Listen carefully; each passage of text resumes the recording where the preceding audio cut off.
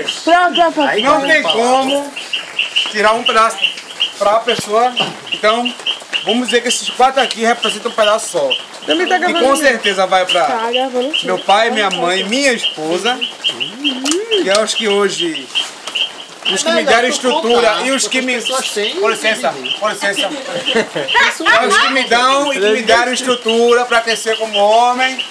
Aqui, minha mãe, meu pai, minha esposa. E esse aqui... Já tá tudo se perguntando, né? A Nicole. Infelizmente, para uns ou para quem tem conhecimento, não vai valer tanto a pena. Mas eu vou dedicar esse pedacinho aqui a esse pedacinho aqui. Vai logo, me dá logo, bicho. Me enrola logo.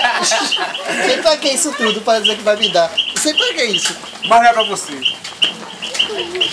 Esse pedacinho aqui de bolo vai representar não só todos vocês que estão aqui hoje presentes para me aniversariar, mas também o meu irmão que hoje não está presente aqui hoje. Querendo ou não, eu sinto muita falta dele e eu não consigo, nunca consegui tirar ele do pensamento. Então isso aqui vai representar não só vocês todos, mas também a presença dele aqui. Obrigado por tudo que vocês fizeram por mim hoje. Não vou ter como recompensar nunca, mas que a nossa amizade e o amor de todos permaneça para sempre. Amém. Obrigado por tudo. Vai pouco, né? E o bolo vai para? Vai ele comer. Só eu bato o pau, tá vendo, minha? Só eu te considero, cara. Agora o quarto tem que ser.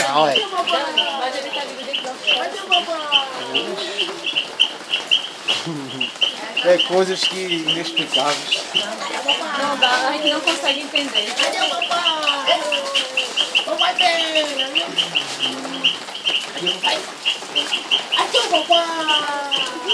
Olha, Nicole, como ali o bolo ali, ó.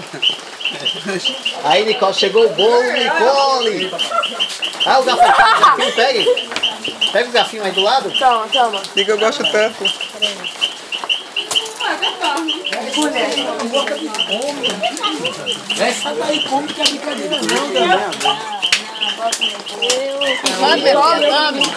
Ei, coma, vá. Obrigada.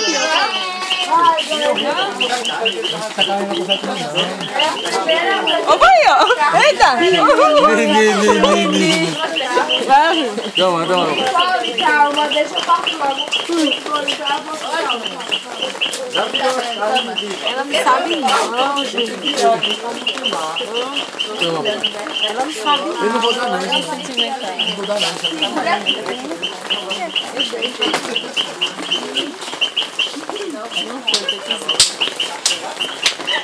Vai, minha. Vai, outra.